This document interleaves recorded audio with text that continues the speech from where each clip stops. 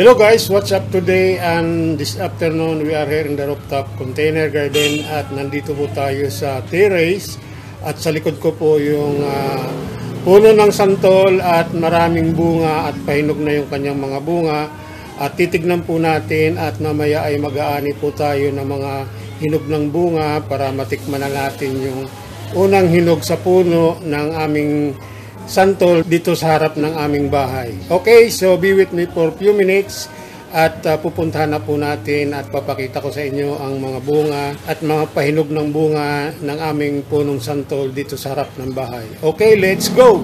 Okay guys, ito po yung puno ng santol dito sa aming harap bahay at accessible po ang kanyang mga bunga at sanga dito sa second floor ng aming rooftop sa terrace at yan, yung kanyang mga sanga at may mga bunga na po doon na malapit ng mahinog at titignan natin dito sa kaliwang mga branches niya at maraming bunga na rin. Okay, so ayan po, may mga bunga na po na makikita nyo na nagkukulay orange na siya. Yan o, abot lang po natin yung kanyang sanga at yung kanyang bunga ay mahahawakan lang natin. Yan o.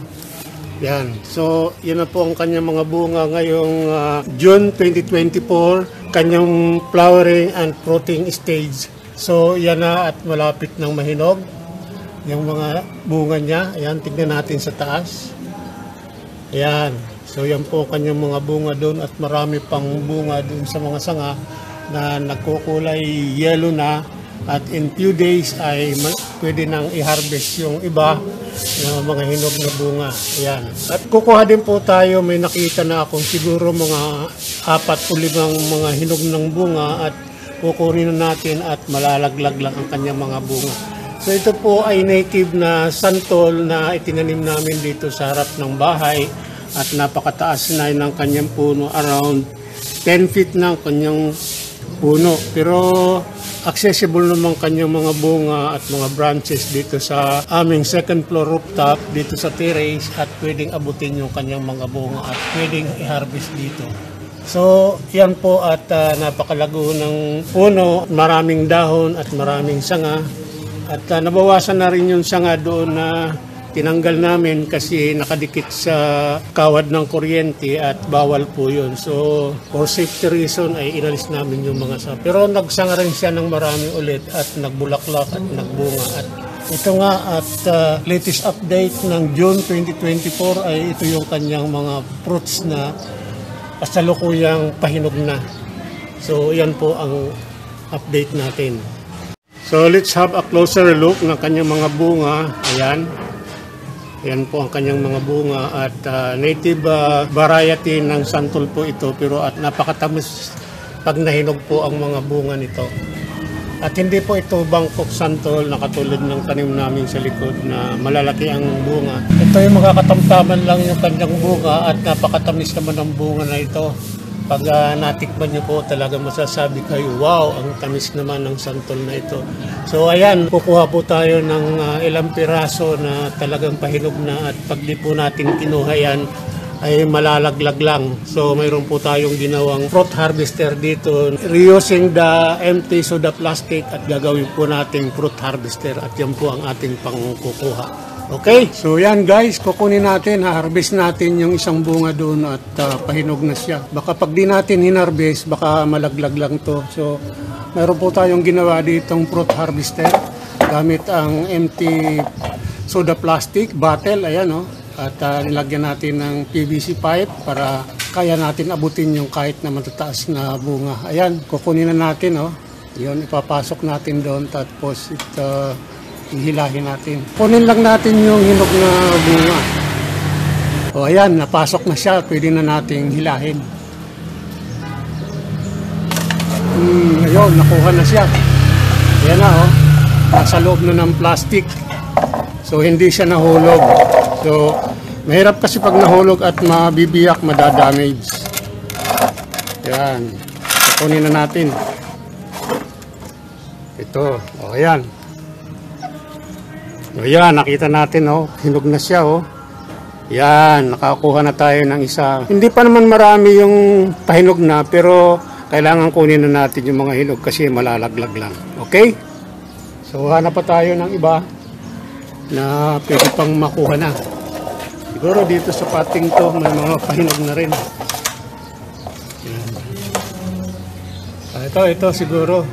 Hindi pa gaanong hinog. Ito. May pahinog na dito isa. Ayan. Oh, kunin na tayo. Yan. Nandun, untik nang mahulog. So, dalawa yung nakuha natin. Yan. Buti na lang, hindi nahulog, kundi mabibiyak yung bunga, saka yun, mahuhulog sa ilalim. O yan, o. So, ito, nakuha na natin. Yan.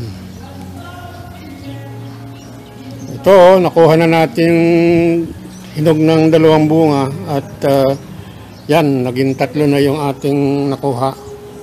Hanap pa tayo ng pahinog na posibleng baka malaglag siya. Ito kaya, pahinog na kaya ito? Hindi pa gaano. Itong isa. Ito. Yan, ito. Kunin na natin yan. Yan, pahinog na. Up! Oh, ambal, nahulog! May nahulog. Nahulog yung isa. Sumama.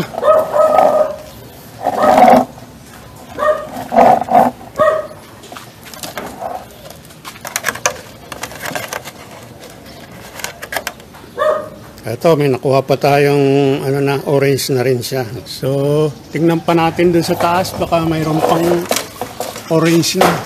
Ayun, dun sa pinakataas. Mayroon pa. Oh, yan, nalaglag. Ambaw, nalaglag. 3. Nalaglag yung ating bumitaw. Hindi siya na-shoot doon sa ating lalagyan. Ito pang isa. Kunin natin tong isa. Ayan. Ayun. Hindi nalaglag siya. Nakuha natin. At dagdagan natin dito. Baka ito pwede di pa ganong hinog. Ayun isa. Pahinog na rin to. Kukunin na natin to. Ayaw po bumitaw eh.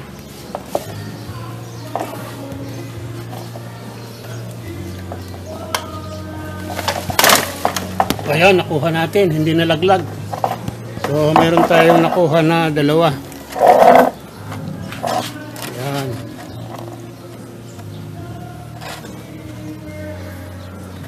Ito, ayan.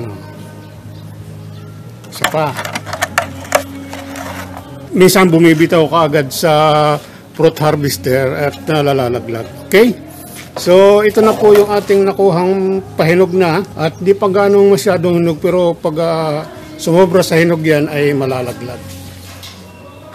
Okay guys, if you did like my video, please like, share, and subscribe and hit the bell button so that you will be notified for my future uploads in my YouTube channel.